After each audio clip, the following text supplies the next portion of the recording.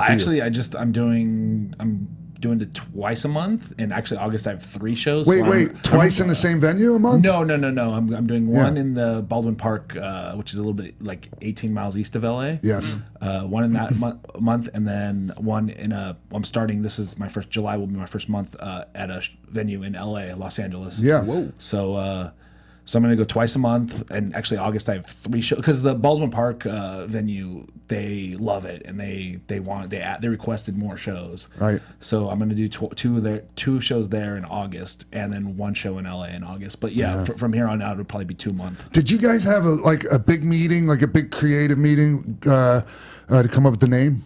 Bar Wrestling? No, well, so I wrestled for DDT Pro in Japan, and DDT Pro has a lot of promotions under their umbrella, and I did when I was over there one time. I did a show called Tavern Wrestling, which is the very similar standing room, cheap tickets, cheap booze, fun matches, no storylines, no title matches, just everyone having fun. And so I kind of just took that template, and I told them too. I said, "Hey, I'm going to steal this idea," and they were all for it. So.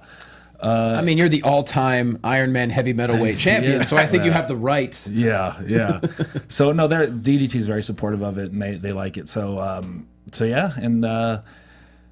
just came up with Bar Wrestling because it's similar to Tavern Wrestling. I just wanted something direct and to the point, like people know that they're going to a place with a bar where they can drink and watch wrestling. And that's a big so, Anthony from here at AfterBuzz TV. People are wondering who the F I'm talking about, but he's one of the engineers here. He's an AfterBuzz guy, and he came out to Bar Wrestling that night, and he was like, "Oh, this is amazing. You can get drunk and watch fighting. And, people pretend to fight, and it's the standing room makes it kind of a rock show environment. It's a party more than a wrestling show, and do planches into the topes and shit into the crowd." Yeah, it's Make fun. People scatter. I'm glad that it's that it's worked and it's people are enjoying it. I remember last year there was a show on July 4th, and I don't know if you recall. Yeah. It was hot that day, and no matter who was there, you felt like it was a workout. But the show, it was incredible. Yeah, because we did it earlier in the day because we wanted to get people out in time to go see fireworks if they want to see fireworks. So I think we did a 4 p.m. show. Yeah, which in Southern California is in July is. Kind of a warm to put that many people in one room, and then have athletic stuff going on. It just was it was fun. It felt like real fun. Yeah, but everyone was sweating. Mm-hmm. So that 4th of July show, you had Cody Rhodes on. Yes, and he got you to do a little something with his T-shirts. You want to say it? Oh, tell that story. Yeah, so that was the second show we ever did because the first one was June, and then July we did the second show. And so just to attract people on the second show, we did a T-shirt giveaway. So if you came to the show, you got a free Bar Wrestling T-shirt with your ticket purchased. And Cody was there. We did our match, and he wanted to film like a commercial spot for these wines that he had coming out. And so we the audience he gave him a little bit of an instruction, and they were awesome, and they helped film this commercial for Cody. And Cody, I don't know if he was he was just saying it or whatever, but he said, "Okay, thank you everybody. Next show I'm gonna make sure that you all have Cody Rhodes shirts for free."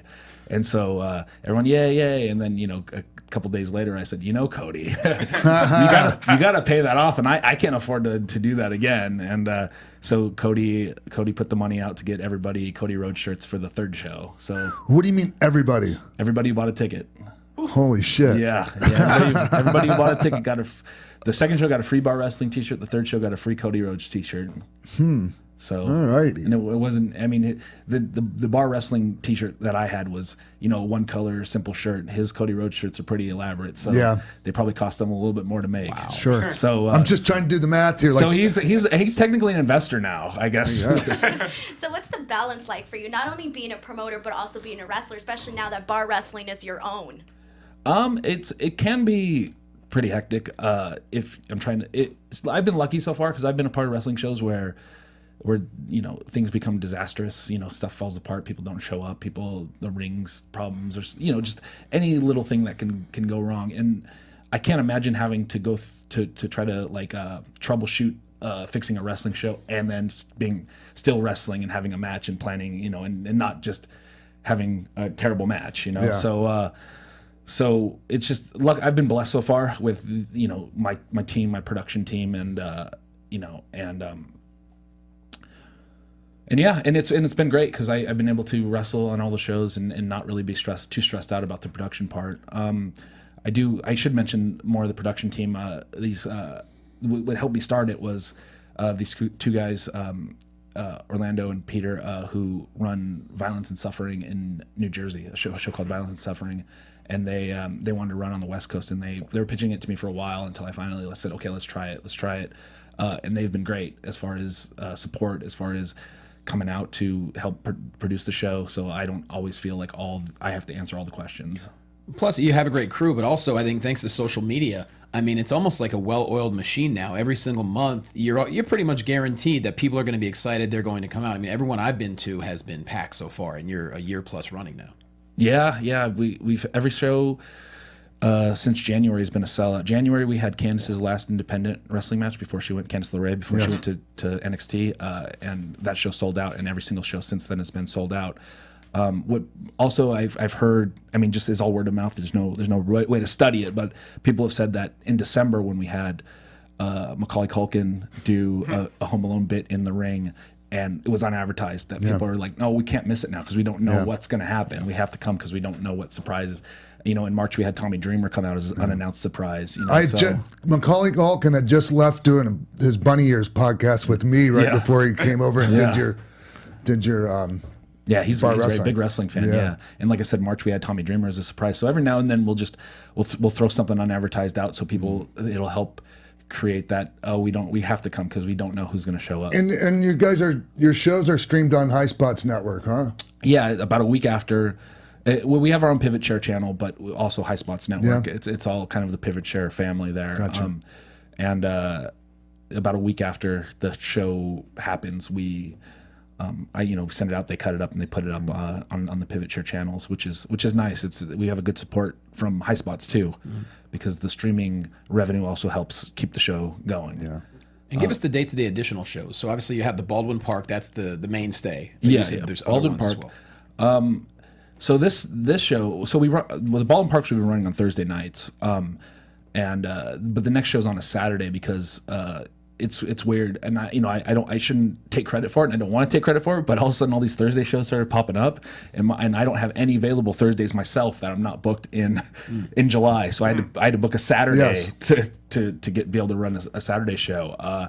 So we're Saturday, July 14th in Baldwin Park.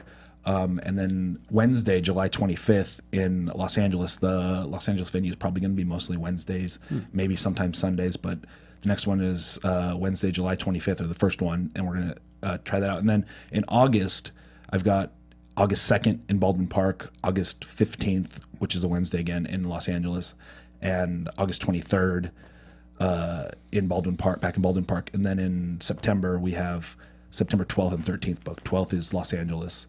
13th is Baldwin Park. Wow. Hey, Joey,